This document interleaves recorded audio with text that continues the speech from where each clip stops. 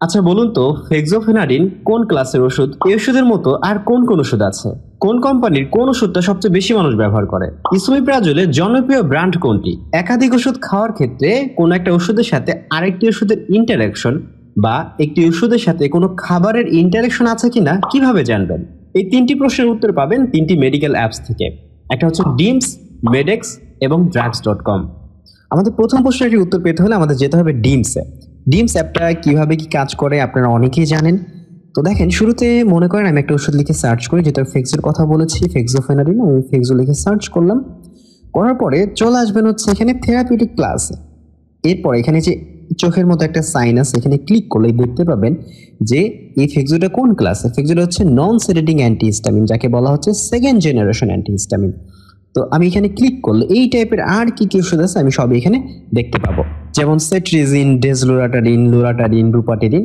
এই ব্যাপারগুলো আপনারা জানেন, অর্থাৎ ফেক্সোফেনাডিনের মতোই এই ওষুধগুলো একই রকমই কাজ করবে।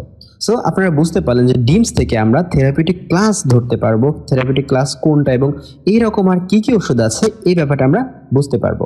এবার চলে আসে আমাদের যে দ্বিতীয় প্রশ্ন ছিল যে সব থেকে জনপ্রিয় ব্র্যান্ড কোনটি, এটা আমরা কিভাবে খুঁজে পাবো। তার জন্য আপনি যেতে পারেন মেডেক্সে। মেডেক্সটাও দারুণ, এখানে ওষুধ নিয়ে খুবই সুন্দরভাবে সাজানো ইনফরমেশনগুলো আছে। তো মেডেক্স অ্যাপে আপনি পপুলার ব্র্যান্ডটা খুঁজে পাবেন না, এই জন্য যেতে হবে আপনার মেডেক্সের ওয়েবসাইটে। যদি আমরা ইসোমিপ্রাজোল নিয়ে কথা বলতেছিলাম, তো ইসোমিপ্রাজোল লিখে সার্চ করি, ইসোমিপ্রাজোল। তো চলে আসছে ইসোমিপ্রাজোল ম্যাগনেসিয়াম ট্রাইহাইড্রেট। তো এখান থেকে আপনি ক্লিক করবেন অল্টারনেট ব্র্যান্ডসে। অল্টারনেট ব্র্যান্ডসে ক্লিক করলে এখানে দেখবেন যে sort by name, price, popularity. তো সব থেকে কোন ওষুধটা বেশি মানুষজন কিনে থাকে এই ওয়েবসাইটটাতে, সেই সার্চের উপর ভিত্তি করে তারা এই পপুলারিটি শর্টটা করেছে।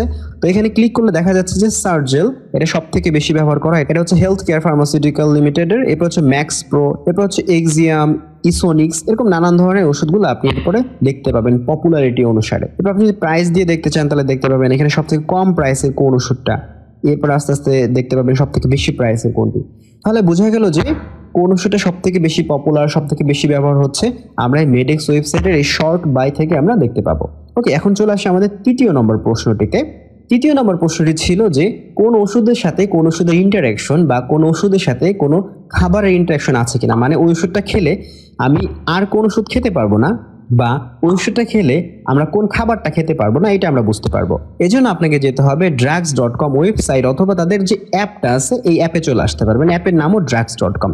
অ্যাপে আসার পর এখানে আপনি লগ ইন করে নেবেন অ্যাপটাতে। এবার চলে আসবেন ইন্টারাকশন চেকারে, এখানে ওষুধগুলো অ্যাড করতে হবে। ওকে, এখানে ওষুধের নাম লিখলেই আপনি অ্যাড করতে পারবেন। মনে করেন আমি অ্যামোক্সিসিলিন অ্যাড করবো, এখানে নাম লিখলেই ওষুধের নাম নিচে চলে আসবে, অ্যাড হয়ে গেল। ফেক্সোফেনাডিন, মনে করেন আপনার প্রেসক্রিপশনে এই ওষুধগুলো আছে, ডাক্তার আপনাকে খেতে বলছে, আপনি চেক করে দেখতে চাচ্ছেন যে কোন ওষুধের সাথে কোন ওষুধের ইন্টারাকশন আছে কিনা। ক্যালসিয়াম এবং ভিটামিন ডি তো এটা অনেকটাই একসাথে থাকে। এরপরে মনে করেন আমি মন্টেলুকাস্ট লিখে দিই, এখানে মন্টেলুকাস্ট। এরপর আমি অ্যাড করি ন্যাপ্রোক্সেন। এরপর আপনি চেক ফর ইন্টারাকশনে ক্লিক করলেই দেখতে পাবেন যে কোন ওষুধের সাথে কোন ওষুধের ইন্টারাকশন আছে কিনা।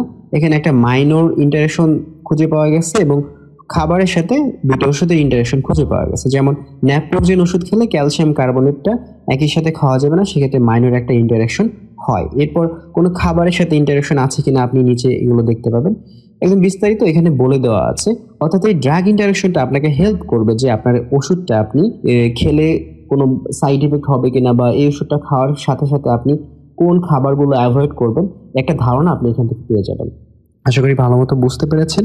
এই তিনটি অ্যাপ অবশ্যই আপনি নিজের জানার জন্য ব্যবহার করবেন। কখনোই আপনি এই তিনটি অ্যাপ থেকে নিজে নিজে ওষুধ দেখে খাবেন না, ওষুধ অবশ্যই আপনি ডাক্তারের পরামর্শে খাবেন। এই অ্যাপ তিনটি আপনাকে হেল্প করবে ওষুধ সম্পর্কে জানার জন্য।